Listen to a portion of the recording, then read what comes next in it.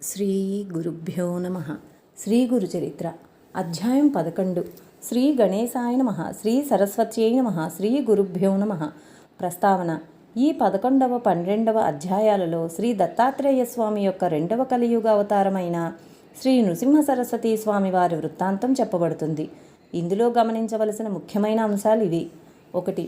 శ్రీపాదస్వామి కానీ శ్రీ నృసింహ సరస్వతీ స్వామి కానీ తాము భగవదవతారములని లోకానికి చాటుకోలేదు. శ్రీరాముడు కూడా ఆత్మానం మానుషం మన్యే, నేను మానవుడననే తలుస్తున్నాను అన్నాడు. శ్రీకృష్ణుడు తాను భగవదవతారమని అర్జునుడి వంటి ఆంతరంగికులకు కొద్దిమందికి మాత్రమే చెప్పాడు కానీ లోకానికి చాటలేదు. దీనిని బట్టి నిజమైన అవతార పురుషుడు తన నిజతత్వాన్ని లోకానికి చాటుకోడని తెలియాలి. వేదవ్యాసుల వంటి సత్యద్రష్టలు కొద్దిమంది మాత్రమే ఈ రహస్యాన్ని గుర్తించి లోకానికి తెలియపరిచారు. 2. ఈ అవతారమూర్తులందరూ తమ నిజమైన విశ్వరూపాన్ని ఆంతరంగికులకు ప్రసాదించి అనుభవపూర్వకంగా తమ దైవత్వాన్ని నిరూపించారు. అలాగాని పౌండరీక వాసుదేవుని వంటి కీర్తికాములు మాత్రమే తాము అవతార పురుషులమని లోకాన్ని నమ్మింపజూచారు. 3.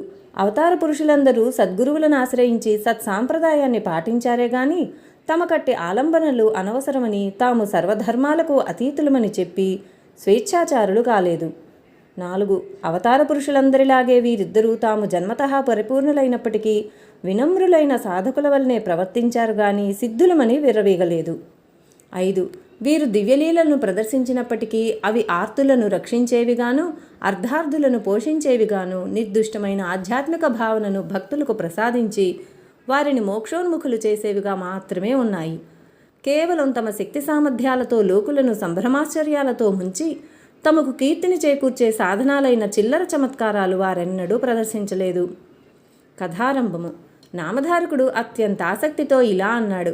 అటు తర్వాత శ్రీ దత్తాత్రేయ స్వామి రెండవ పర్యాయం ఎక్కడ అవతరించారు, ఏ లీలలు ప్రదర్శించారు, అప్రమేయుడైన ఆ భగవంతుని లీలలు మీరు చెబుతూ ఉంటే వినాలన్న కోరిక నాలో పెరుగుతున్నదే గాని తరగడం లేదు. ఆ రెండవ అవతార విశేషాలు కూడా వివరించండి. అంతటి శ్రద్ధాళువైన శ్రోత లభించినందుకు సిద్ధునికి భగవల్లీలలు తనివి తీరా వివరించి చెప్పే అవకాశం లభించింది. అట్టి అదృష్టానికి పొంగిపోయి సిద్ధుడు నామధారక, దీనులను ఉద్ధరించడానికి తనను తాను దత్తం చేసుకున్న పరమేశ్వరుని చేతలు యోగీంద్రులకు కూడా ఊహించసాధ్యం గానివి. కనుక నేనెంత వర్ణించిన అగాధమైన ఆ గాథలో లవలేశమే అవుతుంది గాని ఆయన లీలలన్నీ చెప్పినట్లు కాదు సుమా, ఇక విను అని ఇలా చెప్పారు. శ్రీపాదస్వామి ఆదేశించినట్లు అంబిక జీవిత శేషమంతా శివపూజలో గడిపింది. ఆమె మరుజన్మలో మహారాష్ట్రంలోని కారంజా లేక లాడకారంజా అను గ్రామంలో వాజసనేయ శాఖకు చెందిన ఒక సద్బ్రాహ్మణుని కుమార్తెగా జన్మించింది. తల్లిదండ్రులు ఆమెకు అంబా అనే నామకరణం చేశారు. ఆమెకు పూర్వజన్మ సంస్కారం వలన సౌశీల్యంతో పాటు శివభక్తి కూడా అబ్బింది. ఆమెకు యుక్త వయసు రాగానే మాధవ శర్మ అనే బ్రాహ్మణోత్తమునికిచ్చి వివాహం చేశారు. అతడు మంచి శివభక్తుడు. ఆ ప్రాంతంలోని స్మార్తులకు శివవ్రతం చేసుకునే అలవాటుండేది గనుక వారిని శివవ్రతులు అంటారు. పూర్వజన్మ సంస్కారానికి తోడు ఈ జన్మలో భర్త యొక్క సత్సాంగత్యం వలన ఆమె ప్రతిదినము సంధ్యా సమయంలో శివపూజ, భర్తతో కలిసి శనిప్రదోష పూజ, శనిత్రయోదశి నాడు విశేషమైన పూజ చేస్తుండేది.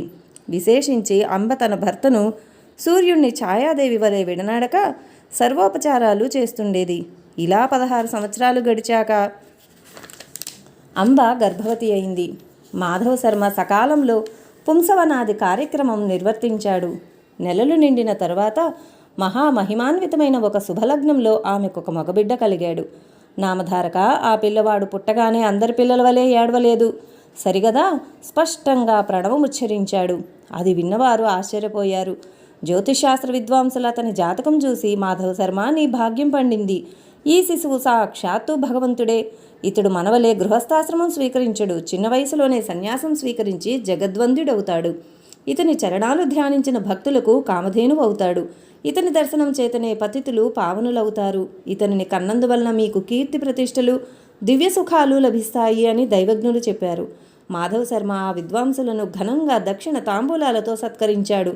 వారు సెలవు తీసుకుంటూ, మాధవ శర్మ, ఈ బాలునికి శ్రీసిద్ధులు దాస్యం చేస్తాయి, నవనిధులు పరిచారికులవుతాయి అని ఆశీర్వదించారు.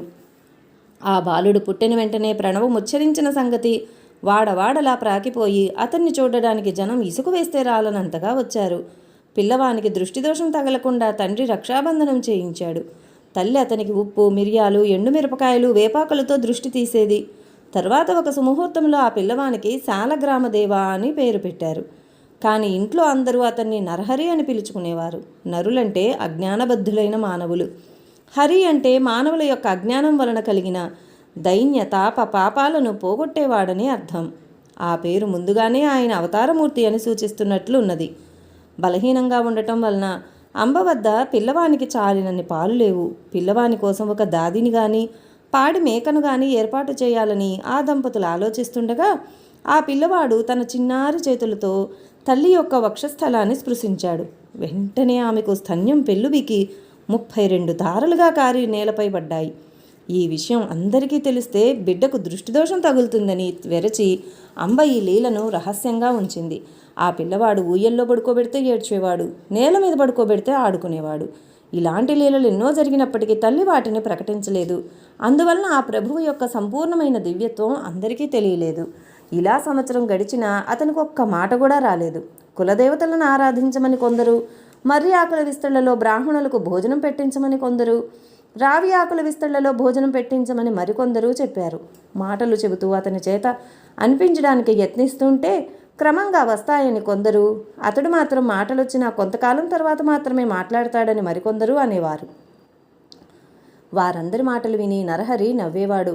ఎవరు ఏమడిగినా ఓం అన్నదే అతని సమాధానం. ఆ సంగతి విని కొందరు పెద్దలు, ఇతడు మన మాటలు వినగలుగుతున్నాడు కనుక ఇతడు చెవిటివాడు కాదని స్పష్టమవుతున్నది అనేవారు. అతడు మూగవాడైతే అంత స్పష్టంగా ఓం అనడం సాధ్యం కాదు. అతడు మాటలొచ్చి కూడా ఎందుకో మాట్లాడడం లేదు అని కొందరు తల్లికి ధైర్యం చెప్పేవారు.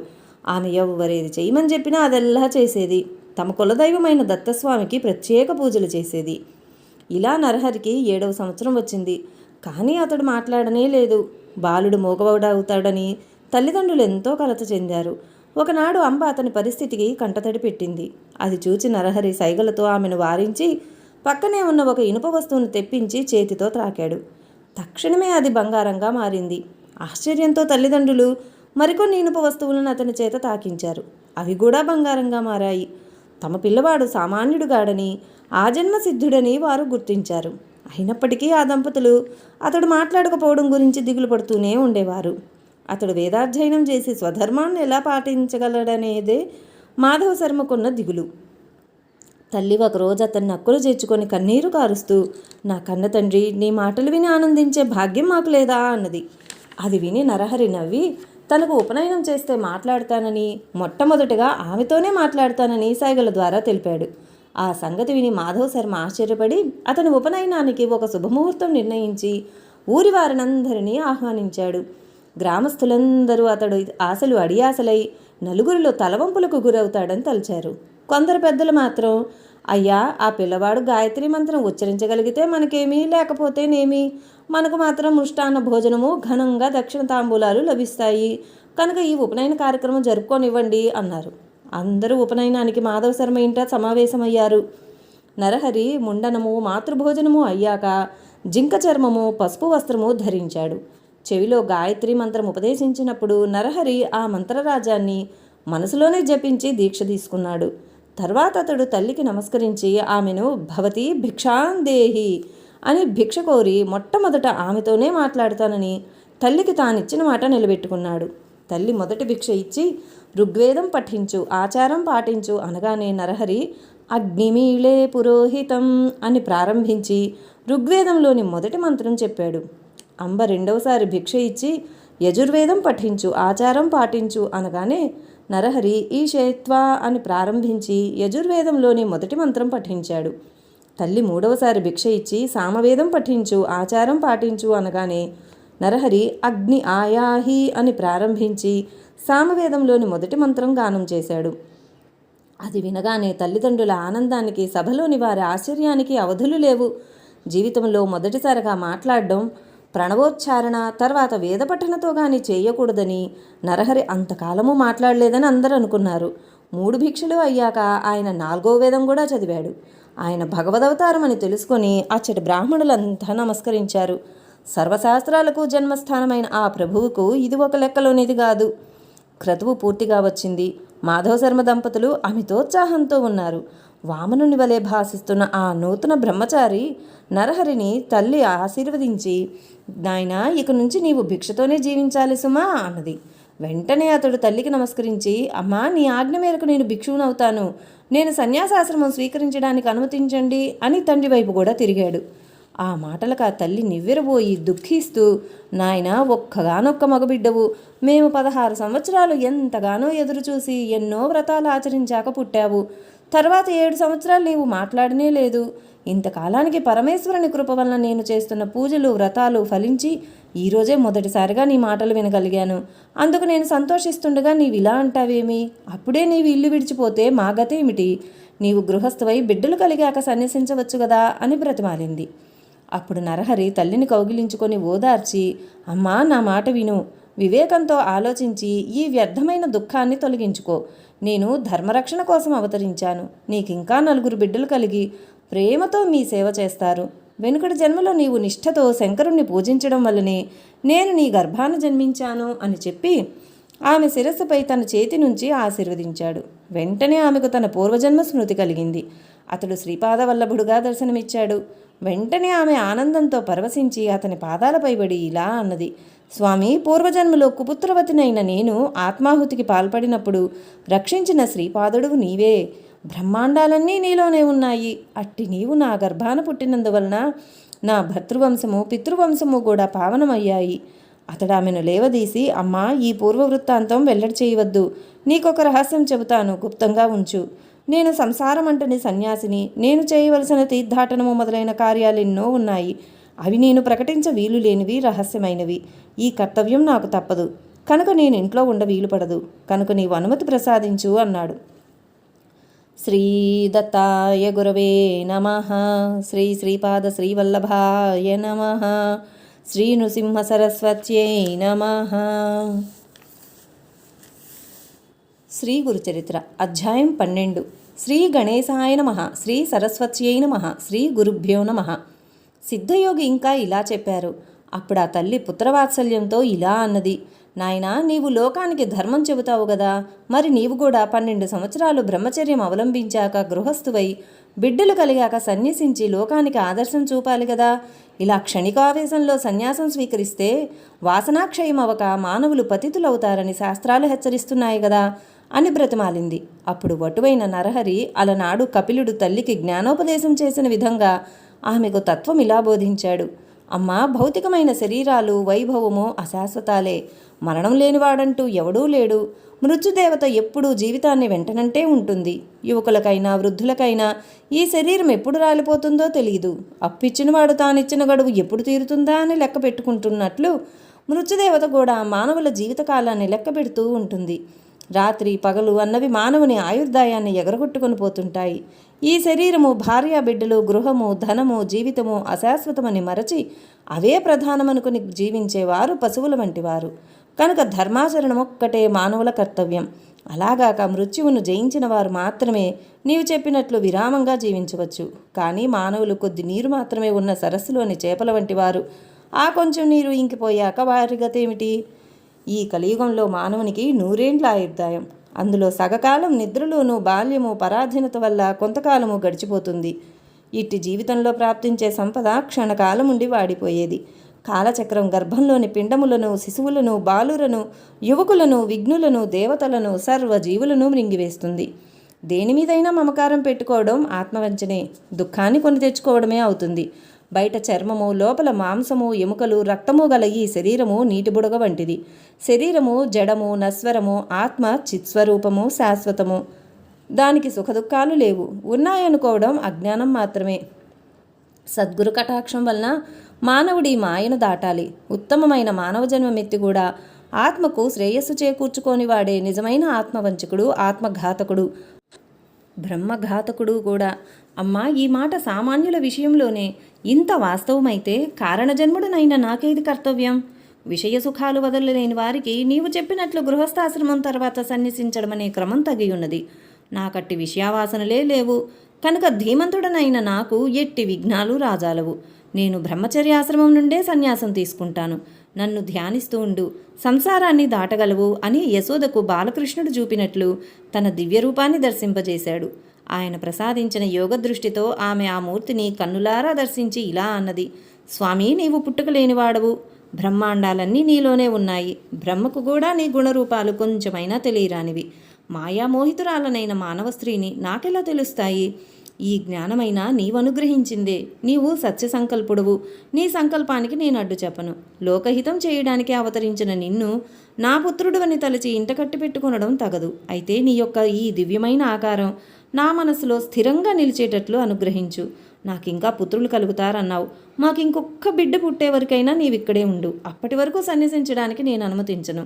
నీవు నా మాట వినకుండా వెళ్ళిపోతే నేను మరణిస్తాను. నిన్ను విడిచి నేను బ్రతకలేను అని ప్రార్థించింది. అప్పుడు శ్రీహరి, అమ్మా, నీకొక సంవత్సరంలోగా కమలలు పుడతారు.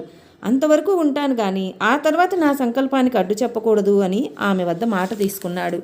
అతడు పరమేశ్వరుడన్న జ్ఞానంతో స్వామిని ఆ దంపతులు నిత్యము అర్చిస్తూ ఉండేవారు. చతుర్వేద పారంగతులు, షట్శాస్త్ర నిపుణులు కూడా ఆయన వద్ద విద్యార్థులై కృతార్థులయ్యారు. ఆయన ఎందరికో వేదాలు బోధించేవారు. పామరులకు ఆయన ధర్మసూక్ష్మాలు చెప్పేవారు. ఇలా సంవత్సరం గడిచేసరికి అంబకు 2 మగపిల్లలు పుట్టారు. వారికి 3 నెలలు రాగానే ఒకరోజు అంబ పిల్లలను ఆడిస్తుంటే నరహరి వచ్చి, అమ్మా, నేను చెప్పినట్లే వీరిద్దరూ పుట్టారు. నీకింకా 2 కొడుకులు 1 కూతురు కలుగుతారు. నీ కోరిక ఫలించింది. నా మాట నిలబెట్టుకున్నాను. కనుక నీవిచ్చిన మాట ప్రకారం నాకు అనుమతిస్తే నేను తీర్థయాత్రలకు బయలుదేరుతాను. అయితే నీవు మాత్రం నన్ను సంతోషంగా సాగనంపాలి అన్నారు. అప్పుడు తల్లిదండ్రులు ఆయనకు నమస్కరించి, మేమింతవరకు మాయలో తగులుకొని నీవు మా బిడ్డవనే భ్రాంతితో ఎప్పుడైనా నిష్ఠూరాలాడి ఉంటే మమ్మల్ని క్షమించు. నీవే మా కులదైవమని ఇప్పుడు తెలుసుకున్నాము. నీవు మా వంశాన్ని ఉద్ధరించడానికి ఇక్కడ జన్మించావు. నీవు మా రక్తమాంసాలు పంచుకొనడం ద్వారా మా దేహాలు కూడా పవిత్రమైనాయి. ఇక ముందు మా గతేమిటి అన్నారు. మీ దర్శనం మాకు ఇంకెప్పటికీ లేకుంటే మేమెలా జీవించగలము అన్నారు. అప్పుడు నరహరి, మీరెల్లప్పుడూ నన్ను ధ్యానించండి. మీకిక జన్మ ఉండదు. అమ్మా, నీకు నన్ను చూడాలని ఉంటే నన్ను స్మరిస్తే తక్షణమే నీకు నా దర్శనం అవుతుంది. 30 సంవత్సరాల తర్వాత నేను మళ్ళీ మీ వద్దకు వస్తాను అని చెప్పాడు. అలా తల్లిదండ్రుల అనుమతి తీసుకుని ఆయన తలపై శిరస్త్రాణము, కౌపీనము, కాషాయాంబరము, చేత దండము ధరించి చిరునవ్వులొలికిస్తూ మహా సంతోషంగా బయలుదేరాడు. ఆ దృశ్యం చూసిన జనం, 9 సంవత్సరాల పిల్లవాడు ఇల్లు విడిచిపోవడానికి ఆ తల్లి ఎలా అనుమతిస్తున్నది అని ఆశ్చర్యపోయారు. కొందరు, ఈయన అవతారమూర్తి, ఈయన్నుగన్న తల్లిదండ్రులు ధన్యులు అన్నారు. సాధువులు ఆయన భగవంతుడనే భావంతో నమస్కరించారు. ఆ గ్రామస్తులందరూ కొంత దూరం వెళ్ళి ఆయనకు వీడ్కోలు చెప్పి తిరిగి వెళ్ళాక తల్లిదండ్రులు మరికొంత దూరం ఆయన వెంట వెళ్ళారు. అక్కడ నరహరి వారికి కర్పూరం వలె తెల్లగానున్న తన దత్తాత్రేయ స్వరూపము, తర్వాత శ్రీపాద రూపములను దర్శనమిచ్చారు. అది తమ శనిప్రదోష పూజా ఫలితమేనని తలచి ఆ తల్లిదండ్రులు, మా జన్మలు ధన్యమయ్యాయి, మీరు దయతో మాకు మళ్ళీ దర్శనమివ్వాలి అని వేడుకోగా ఆయన తప్పక మళ్ళీ దర్శనమిస్తాను అని మాట ఇచ్చి వాళ్లను వెనుకకు పంపాడు. ఆ దివ్య దర్శన ప్రభావం వలన వారు తమ పుత్ర వ్యామోహం మరిచి భక్తిభావంతో వెనుకకు మళ్ళారు. నరహరి బద్రీనాథ్ దిక్కుగా బయలుదేరి దారిలో ఆనంద కాననము అనబడే వారణాసి పట్టణం చేరారు. మొదట ఆయన గంగలో స్నానం చేసి ఆత్మస్వరూపమైన విశ్వనాథుని దర్శించారు. తర్వాత అచట ఒక యోగ్యమైన స్థలంలో వజ్రాసనం వేసుకుని ప్రాణవాయువు కుంభించి ఖేచరీ ముద్రలో నాదానుసంధాన పరులై కూర్చున్నారు. ఆయన నిత్యము 3 వేళలా మణికర్ణికా ఘట్టానికి వెళ్ళి శ్రద్ధగా గంగా స్నానం చేసి వస్తుండేవారు. ఆ క్షేత్రంలో ఉన్న తపస్సులు, మునులు, సాధువులు ఆయన్ను చూచి ఆశ్చర్యచకితులయ్యారు. యవ్వనం కూడా పూర్తిగా రాకముందే అంతటి వైరాగ్యము, కఠోరమైన తపస్సు చూచి ఆయన యోగపూర్ణుడని తెలుసుకొని నమస్కరిస్తుండేవారు. అచ్చటి యతులలో వృద్ధుడు, శ్రేష్ఠుడు అయిన కృష్ణ సరస్వతి ఆయనకు భక్తితో నమస్కరిస్తుండేవారు. ఆయన సాక్షాత్తు అవతార పురుషుడని, సన్యాస మార్గాన్ని పునరుద్ధరిస్తాడని, ఆయన విశ్వగురుడైనప్పటికీ లోకోద్ధరణ కోసం మాత్రమే ఆదర్శప్రాయుడైన సాధకునిలా తపస్సు చేస్తున్నాడని, కనుక ఆయన వయసులో చిన్నవారైన జ్ఞానంలో వృద్ధులే గనుక ఆయనకు యతులు కూడా నమస్కరించవచ్చునని కృష్ణ సరస్వతి చెబుతుండేవారు. చివరకు ఆ కృష్ణ సరస్వతి స్వామి ఆదేశానుసారం ఆయన శిష్యులు నరహరి వద్దకు వెళ్ళి నమస్కరించి, స్వామి, మీరు పరమేశ్వరులే గాని మానవ మాతృలు గారు. సజ్జనులను, ధర్మాన్ని ఉద్ధరించడానికి భూమిపై అవతరించారు. శ్రీ ఆదిశంకరులు స్థాపించిన సన్యాస మార్గం దాదాపు లుప్తమైంది. దానిని మరలా మీరే నిర్దిష్టం చేసి విస్తరింపజేయాలి. అధికారులు కాని వారికి ఈ మార్గం భయంకరమైనదైనా బుద్ధిమంతులకు సులభంగా ఆత్మానందమిచ్చే ఈ సన్యాస మార్గాన్ని మీరే పునరుద్ధరించాలి. సన్యాసులమైన మేము ఇప్పుడు మిమ్మల్ని సేవిస్తే లోకనింద ఏర్పడుతుంది. కనుక మీరు కూడా సన్యసిస్తే మేము కూడా మీ సేవ చేసుకోవచ్చు అని ప్రార్థించాడు. నరహరి వారి ప్రార్థనను మన్నించి సత్సాంప్రదాయ సముద్ధరణ కొరకు శ్రీకృష్ణ సరస్వతీ పాదులను గురువుగా స్వీకరించి శాస్త్ర పద్ధతిన వారి వద్ద సన్యాసం స్వీకరించారు. అప్పుడు గురువిచ్చిన దీక్షానామం శ్రీ నృసింహ సరస్వతి. తర్వాత ఆయన కొంతకాలం కాశీపట్టణంలోనే ఉండి మానవులకు 4 పురుషార్థాలను ప్రసాదించగల వేదార్థాన్ని భక్తులకు ప్రవచించారు. అంతవరకు గురుకథను శ్రద్ధగా వింటున్న నామధారకుడు, స్వామి, నాకొక సందేహం కలుగుతున్నది. విశ్వగురుడైన శ్రీగురునికి ఇంకొకరు గురువెలా కాగలరు? గురువును ఆశ్రయించి ఆయన సాధించవలసిందేమున్నది అని అడిగాడు. సిద్ధయోగి ఇలా చెప్పారు. పూర్వం శ్రీరామచంద్రుడు వశిష్ఠ మహర్షిని, శ్రీకృష్ణుడు సాందీపని మహర్షిని గురువులుగా వరించినట్లే శ్రీగురుడు కూడా శ్రీకృష్ణ సరస్వతీ స్వామిని గురువుగా ఎన్నుకున్నారు. ఈ గురు సాంప్రదాయం అనాది సిద్ధమైనది. దీనికి మూల పురుషుడు సదాశివుడు, ఆయన శిష్యుడు విష్ణువు, విష్ణువుకు శిష్యుడు బ్రహ్మదేవుడు. అటు తర్వాత గురు పరంపర ఇలా కొనసాగింది. బ్రహ్మదేవుని నుండి వశిష్ఠుడు, శక్తి, పరాశరుడు, వారి నుండి వ్యాసుడు, శుకుడు, గౌడపాదుడు, గోవింద భగవత్పాదాచార్యులు, శంకర భగవత్పాదులు, విశ్వరూపుడు, బోధజ్ఞానగిరి, సింహగిరి, ఈశ్వరతీర్థుడు, నృసింహతీర్థుడు, విద్యారణ్యుడు, మలయానందుడు, దేవతీర్థుడు, యాదవేంద్ర సరస్వతి, కృష్ణ సరస్వతి. ఈ కృష్ణ సరస్వతి స్వామియే శ్రీగురుడని ప్రసిద్ధికెక్కిన శ్రీ నృసింహ సరస్వతి స్వామి యొక్క గురువు. తర్వాత శ్రీగురుడు తాము స్వయంగానే పవిత్రులైనప్పటికీ అనేక పుణ్యతీర్థాలు దర్శిస్తూ బదరికాశ్రమం చేరారు. తర్వాత ఆయన మేరు పర్వతానికి ప్రదక్షిణంగా సంచరిస్తూ సర్వక్షేత్రాలు దర్శిస్తూ పుణ్యతీర్థాలలో స్నానం చేస్తూ శిష్యులతో కలిసి గంగాసాగర సంగమం చేరారు. ఆయన మొదట గంగకు ప్రదక్షిణంగా ప్రయాగ వరకు తటాక యాత్ర చేశారు. అది కూడా గంగా ప్రదక్షిణంతో సమానమే. అందుకే ప్రయాగను కూడా గంగాసాగరం అంటారు. ప్రయాగలో వారికి ఎంతోమంది శిష్యులయ్యారు. ఆ క్షేత్రంలో మాధవుడనే బ్రాహ్మణుడికి శ్రీగురుడే స్వయంగా తత్వం ఉపదేశించి సన్యాసమిచ్చారు. శ్రీ దత్తాయ గురవే నమః. శ్రీ శ్రీపాద శ్రీవల్లభాయ నమః. శ్రీ నృసింహ సరస్వత్యై నమః. ఇంతటితో 12వ అధ్యాయం సమాప్తం. లైక్ చేయండి, షేర్ చేయండి, సబ్స్క్రైబ్ చేయండి. సబ్స్క్రైబ్ చేసుకున్న వారు పక్కనే ఉన్న బెల్ ఐకాన్ ప్రెస్ చేసి ఆల్ అని ప్రెస్ చేస్తే నా నోటిఫికేషన్స్ వెంటనే మీకు అందుతాయి. Thank you.